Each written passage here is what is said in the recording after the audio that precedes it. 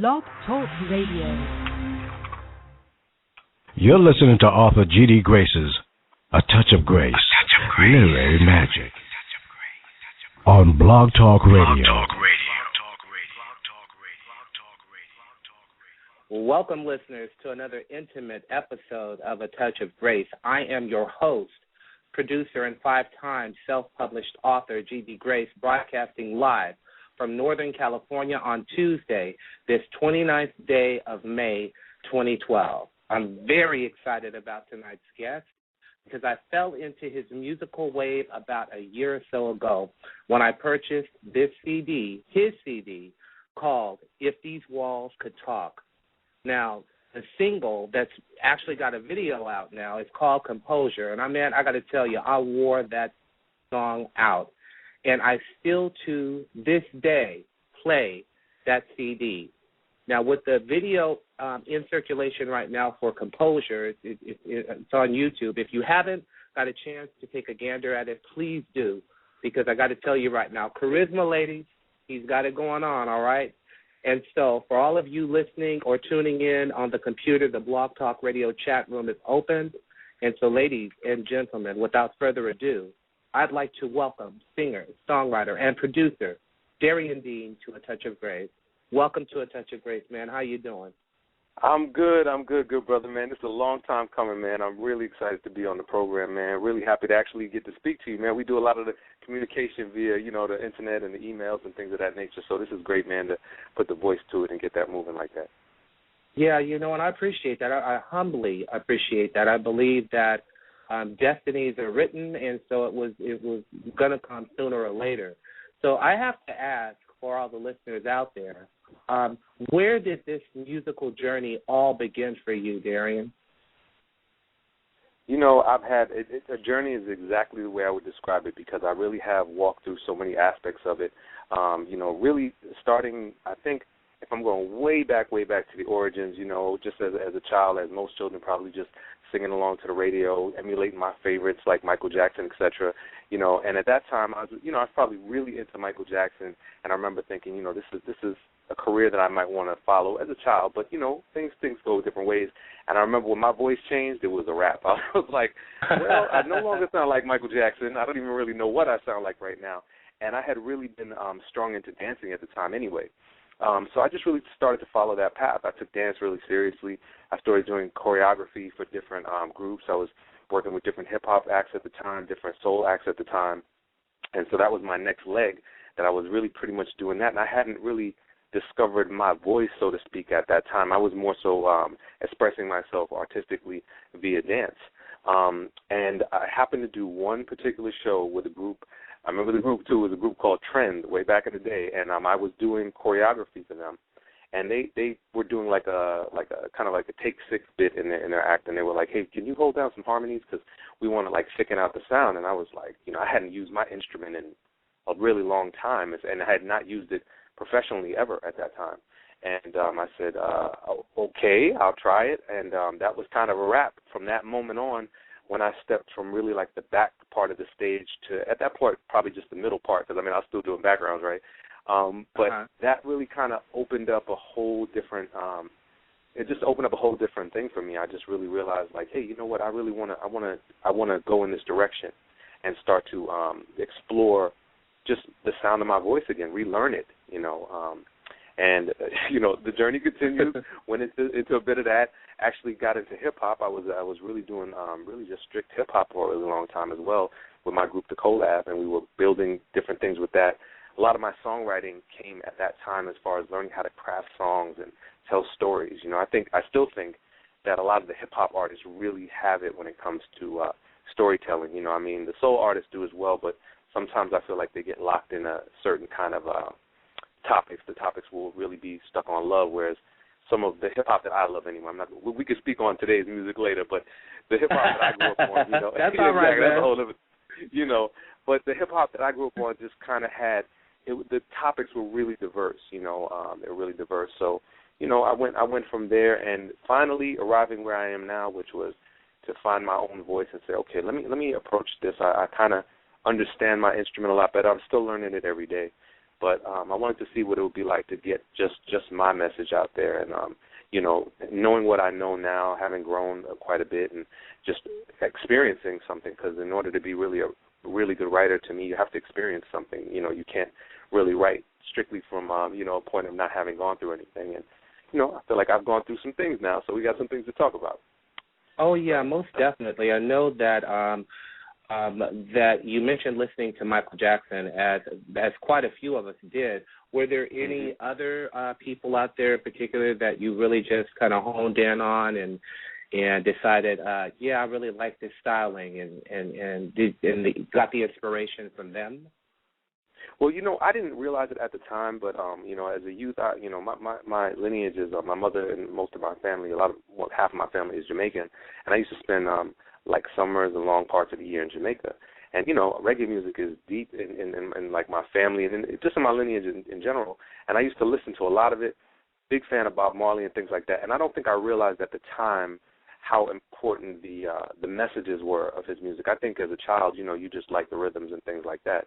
But that made a big impact on me, especially listening to it later and actually realizing what was being said and finding out the social impact that he had as a man, not just as a musician, but just as a political figure, even, so to speak. And I think that's definitely one of the icons in my life that I can remember that kind of shaped some things. That's not really so much a sonic thing, but it's more so like a structural thing. Even just the way he told stories and of course, Stevie Wonder. I think every soul artist today, they have to, in some way, male, female, everyone has been touched by that man in aspects of whether it's his delivery, his styling, his funkiness, so that's definitely somebody. And I think my list is probably similar to most, Roberta Flack, Donny Hathaway, that whole list of soul greats and legends that we know. And for me also, a lot of hip-hop artists. I'm really big on Tribe Called Quest, The Roots, just a lot. I took in a lot of those different things to kind of come to where I am at this moment. Well, that would explain when I listen to your CDs. If these walls could talk, kind of got stuck there for a minute. The one called "Gone." I'm so gone. I'm leaving here today. Man, I felt that, and you performed the hell out of that track. I'm telling you right now. And throughout the entire concept for "If These Walls Could Talk," there's a message going on in there. So, which part of that creative process do you enjoy most? Is it the writing of the lyrics, the composing, the recording, the performing in front of an audience? Well, which of it?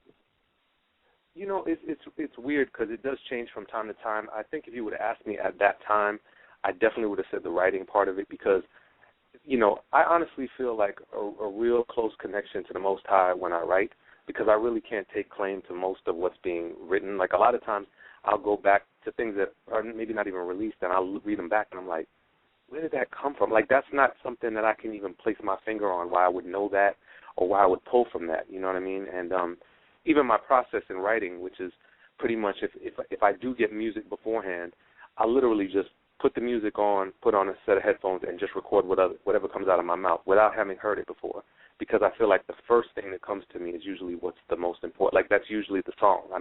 With a few exceptions, but most of the time, the first thing that comes out of my mouth, the feeling that the music gives me, it creates itself. It's a thing that's just really organic and it happens. So, for a really long time, that was my favorite part because I just felt such a divinity, like a connection with that. But then I started to embrace the performance aspect and the delivering of this now message to people, and I started to really embrace that.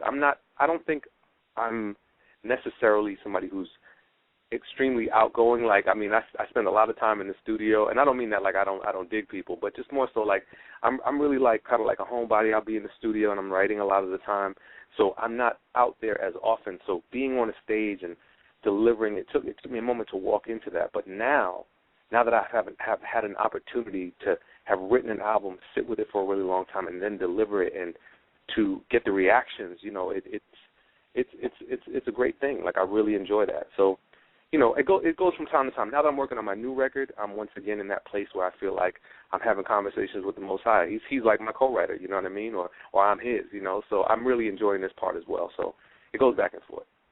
That's a deep connection that I feel when I am listening to an artist. Tina Marie had that for me, the late Tina Marie.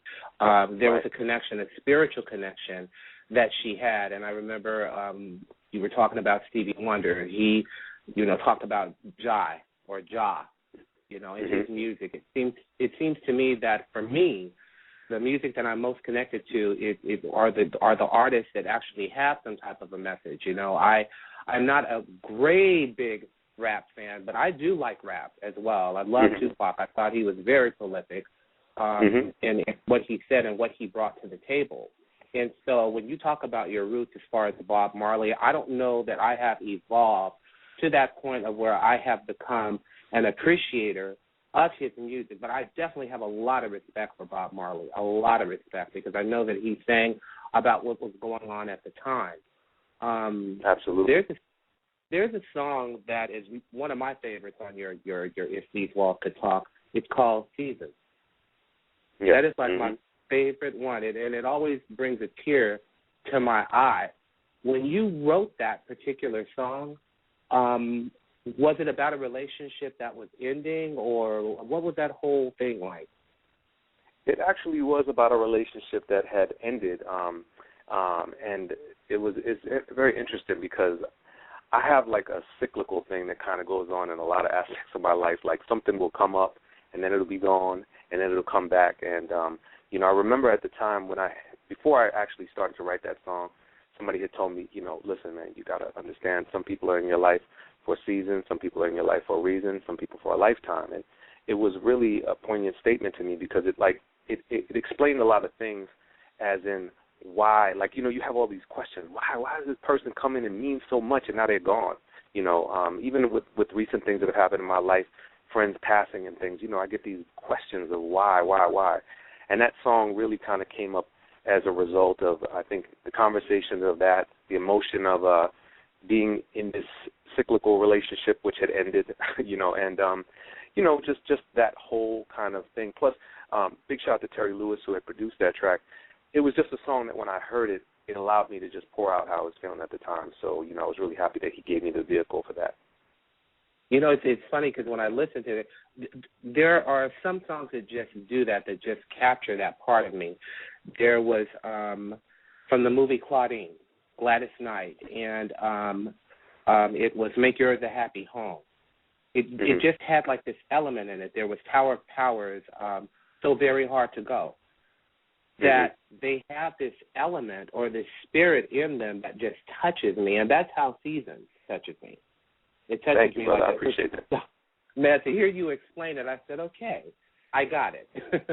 I really got it. Right. It's funny because it's also the songs, like a lot of times, it was a painful song to record. Sometimes, people will tell you, they'll be like, look, channel that energy into your art. It'll make it better. And, that's an easy thing to say. But it sometimes it makes, like I remember I didn't record that song for a while. I had it up ready to record it, and I would start to go to it, and I was like, man, I'm going to have to drudge all this stuff up to get into this thing, and I just didn't want to. But, in that instance, it actually was something where, I guess it was able to transform into something beautiful, because, it's funny. I remember when I recorded it, I was in that space. I had like little moments on if you had heard like the raw vocals, where I had little Michael Jackson moments where I was upset and they were on the track. I was like, all right. Bring me to I wasn't bold enough to leave mine on there, but they were there, So man, you were best. But that's the honesty that you bring to your music. That you feel it. There is the climax in composure.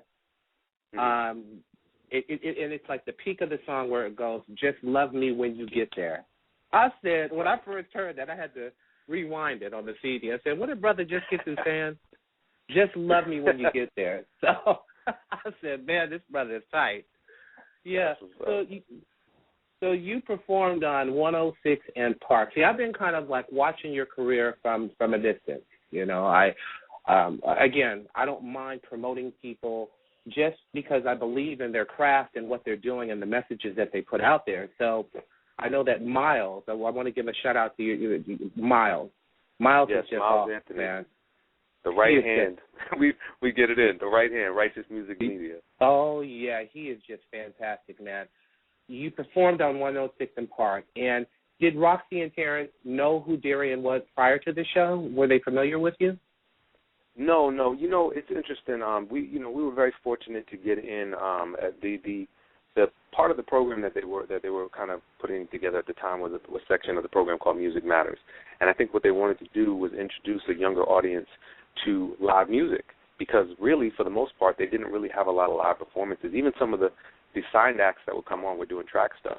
So this was an opportunity, I think, to let the younger audience hear some a little bit more sophisticated from an instrumental kind of point of view music, and also give opportunities to people like myself who are grinding. You know, a lot of New York City acts that got on there.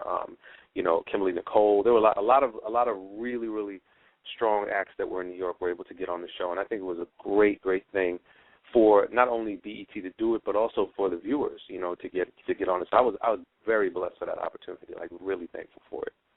Yeah, you knocked them dead. You know, I could see that they were into it, and that's the one thing that I'm kind of envious about the East Coast. Not especially as an author. It seems to me like a lot of networking that I do. It seems to me like the East Coast, there's a different vibe, a different culture. One of our radio stations here called KBLX, they're the Quiet Storm. Hopefully they'll start playing some of your music too. The whole programming changed, and so it has more of an East Coast feel right now. It almost seems to me, yeah. Steve Harvey actually is doing the morning part of the show, and I forgot the name of the company that actually is behind the KBLX now. Have you performed here in San Francisco Bay Area yet, Darien? I have not. You know, I've gotten a lot of shouts from different people who have checked me in different ways and hit me up on Facebook and this, that, and the other thing. They're like, hey, when you coming out to Cali, et cetera. I mean, I would love to. We're constantly looking for opportunities, just looking for the right opportunity as well, because, you know, I would love to come down there and really represent what it is that I do. So, you know, sometimes that takes different things, whether it's trying to get the band set up or whatever the case is. But at this point, we have not done a show there, but really looking forward to performing out that way. Well, you know, I'm gonna promo the hell out of that show. Okay, I definitely am. Yes. Now Absolutely. You also performed in, and I had to do some checking on this one. Jazzy Stan, I think, is the production company, but I don't know if that's the country but that's like abroad. That's over near Russia or something. That was back on March 9th, and you're getting ready to go back there again in September. Absolutely, yeah. Kazakhstan is actually where I went to. It's between like China and Russia, and the festival is called Jazzistan. It's you know, it's an amazing festival. I mean, I was very blessed to go out there once again. You know, I mean, this really has been a journey. I mean, literally, you know, it was a 24-hour flight that way. You know, I mean, it was serious business.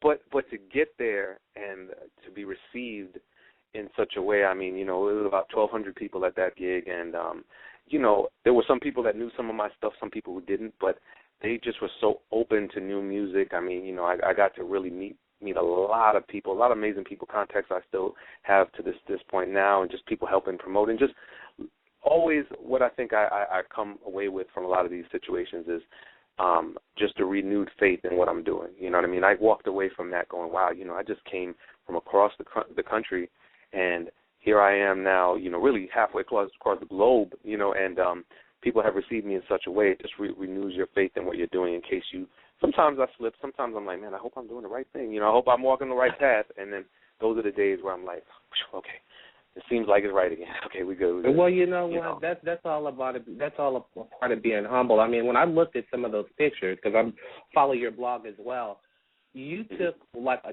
tram up a mountain, didn't you, to go up there? Absolutely. No, you know what? That was actually we had a day off, which was beautiful. You know, I got to see some of the country, and we went up. I mean, that was the thing about Kazakhstan that was beautiful. They have, I mean, all kinds of terrain. They have from ski slopes and snow-capped mountains to desert. I mean, I didn't make it out to the desert, but they just have so many different levels of terrain, so we were able to see that. But where the concert took place was more so in the city, and you know, that was a city. Not it's so weird because you'll go different places, and although they have different things, different modes of transportation, etc., cities are cities. You know, people are people. It's not really like, I don't know why there's so much divisiveness, because we're all kind of really similar folk. You know what I mean? We just live in different parts of the world. Some parts of the world you can grow grapefruit. Some parts of the world you can grow a jelly coconut. I mean, but it's still All right, we're just jelly people. coconut. You know what I'm saying? So it was. I do, man. It wasn't too much. It wasn't too much of like a culture shock, other than the fact that I think the way they receive someone like myself, who's a new artist or someone they haven't heard of, I should say. Some of them. How great that is. I mean, they gave me just as much respect as they would give any signed artist, I'm sure, any artist that they have like on their airwaves all the time. So it was an excellent situation. Absolutely. That is beautiful, man. And I know that there's a couple other things. I know that you participated on the Mary J. Blige tribute recording. Mm-hmm. You covered her Happy, and that was from straight from the Soul Bounce tribute to Mary. How did that come about? Have you got a chance to meet her, and what did she think about it? It's so funny. Our paths have not crossed so many times. And when I say that, I opened for her somewhat at Soul Beach in Aruba when I did this thing. For Black Planet, we did this competition and ended up opening for Mary J. Blige. There were a number of artists there, Joe, Raheem Devon. But I didn't actually meet her because a lot of times the way these things work is, the performer will come in when they come in. I was hoping at that point, because I had already released this song through Soul Bounce, this remix of Happy, I was hoping maybe I would have got to pass it to her or maybe she would have heard it. But I haven't actually linked with her directly. Definitely a big fan. I mean, she's from Yonkers, YO, which is not too far from Mount Vernon, right around the way here. And, I've watched her career grow and blossom. So it was definitely a privilege, when Soul Bounce contacted me. We have a good relationship with Soul Bounce as well. I read their blog like every day. You know what I mean? So wow. Yeah, definitely. They have an amazing blog, and I love it because I am like everybody else, and this is another topic entirely, but because there's so much music and because we can't trust our tastemakers, meaning like the commercial radio to bring it to us, we have to search for it ourselves, and that, unfortunately, most people don't have enough time to do it, and that's why so much good music falls through the cracks, because there's a lot of noise out there to go through and filter through. So Soul Bounce and sites like that are great because they allow someone like myself, if I take a quick break during the day in what I'm doing, I can get caught up on a whole bunch of new artists really quickly. So, I'm definitely giving them a big plug, but I am a firm believer in just all the blog sites, the soul sites, and just the sites in general that support and help us get to the meat of the matter. And everybody's music means something, but some people are really taking it very seriously, and I think they deserve to get some more attention for what they're doing, and these sites help that happen. So, I'm definitely grateful for that. That is like my if I fell into like a lot of money, or if it is written, if the Almighty sees it that way, that I would have a radio station that would cater to not mainstream per se, but to the real artists out there doing something. I have to tell you right now, there are some artists that are back from the 80s that I just have hung on to because I like the music that they're making. They're consistent, and you're one of them. I'm glad to hear that you're going to be in the studio going to do another CD because I can't wait to pick it up. I think that's just fantastic. Hey, so there is. Okay, go ahead. What were you about to say? No, I was just going to say, and even what you're saying with the radio, if just one station would just take notice that there is a huge community of people that are like yourself, have a taste for a different set of music. I know for everybody it's a bottom line. It's just a bottom line for a lot of these stations, but they would fulfill their bottom line. They just are not. I think, there's two things at play. I definitely think there's something to keep us numb, and so in order to do so, you don't want a lot of music to get past the gatekeepers that will have people start to think. Because when you have them start to think, they start to make decisions, and some of the powers that be right now don't want any of us to think and make any decisions. So there's that. You better talk, man. You better talk. I'm telling you. You know it. You know yes, that. They're definitely trying to keep us, keep us numb to what's really going on. But the other side of it is also, I think, a lot of these corporations have lost faith in what they think will bring in money. Like, I don't think they look at soul music as a music that can generate money or that people spend money. They have it twisted, but for whatever reason, that's what they have in their mind. They look at it like, okay, we can sell some stuff with hip-hop next to it, or we can sell some stuff maybe with some, some rock music. Now, I don't know that industry as well, but I know that they look at soul music as a dead kind of music on some levels in regards to aligning their products with it. Like, I don't think a Coca-Cola, and I hope I don't now get blacklisted by Coca-Cola, but let's just say don't do that, I don't man. see. I'm not sure that a Coca-Cola would see the benefit of sponsoring a soul artist the same way they would see the benefit of sponsoring a hip-hop artist, and that's part of the problem that we have with soul right now. So again, that's a whole other thing. We can go there, but it's real talk. Maybe in a longer segment in a different venue, we're gonna have to hit that one, because I'm telling you right now, man. So I think we have time for one call, and I'm going to see, because usually people get shy. So let me see. We've got a caller on here. Let's see. 973-676. You're on with Darien and author G.D. Grace. Do you have a question? Hi, this is Gwen Carter. How are you? Hey Gwen, how you doing? I'm doing okay. I'm just listening in. I saw when you advertised that he was going to be on, so I said, let me listen in, and just giving a shout-out, that's all. All right. Do you have a question for Darien, or you just wanted to say hey about the sport? Or? Yeah, I just wanted to say hey. He just about answered every question I was thinking of. Well, hey, and thank you for calling in. I know, I really appreciate you calling in and just tuning in, really, so thank you. Oh, you're quite welcome. You're quite welcome, and much, much success to you. Much more success. Thank you very much. Thank you. Quite welcome.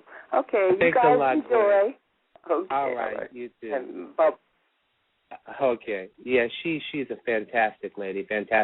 Her, she promotes an author named Andrea Clinton, who is the niece of George Clinton, the funkster. Oh wow, okay. Oh, yeah, very, very. She's got a book out there that's just off the hook, talking about young girls and everything. Here's a question for you. I'm hoping you had a song called Winter Holiday. See, it's called Holiday. Well, Holiday. Are you gonna make a Christmas CD, man? It's funny. I have a CD in the works. It's also in the works on the side of my new record that I'm working on called Notes from the Journey, that really deals with a lot of different occasions. Because I've written songs for a lot of different things. I wrote a song for a friend of mine. She had a wedding, and she kind of asked me, hey, can you write this song for me? I would love it if you would sing at my wedding, or whatever the case is. In fact, actually, she asked me to sing a song at her wedding, and I took it as a challenge to write a song for her wedding. So I ended up doing that. And it's nothing that's ever been released, but there were different things like that. I don't want to blow up the spot and give away too much, but there were different things. And I really wanted to release a CD that kind of had all these different things on it. Holiday was an interesting song because I wanted to write a song that didn't define any particular holiday, but it really just was something you could play year-round. Like you could play it at Valentine's Day. You could play it at Thanksgiving, whatever it was. It wasn't like going to be locked into December, or locked into February, or whatever it was. So that was kind of like where the inspiration for that came. But I do have plans to do things like that. I want to talk about a lot of different topics, and I think that one of the things is, celebration in general. We need to celebrate life and celebrate the good times, and definitely I think holiday music has its place, and I want to release some things that talk about different things that maybe haven't been talked about, different holidays and things of that nature. All right. Well, you know what? Time has just flown by, man. As we got this 90-second countdown counting down, I just got to say that on behalf of A Touch of Grace and its listeners, because A Touch of Grace belongs to the people, man, and most certainly I am very gracious and humble that you even decided to do this show, and I just wanted to say thank you, and you're welcome back anytime, and if there's anything that I could do for you as far as PR or promo, I'll just go ahead and take the lead. Just go ahead on and do it and camp on, because I believe with what you're doing, and I really do. Thank you, brother. And I want to say from my heart, man, seriously, we were chopping it up right before the show started, just talking. I mean, you have really been an invaluable person to me, man. You've been so, just such a supportive person.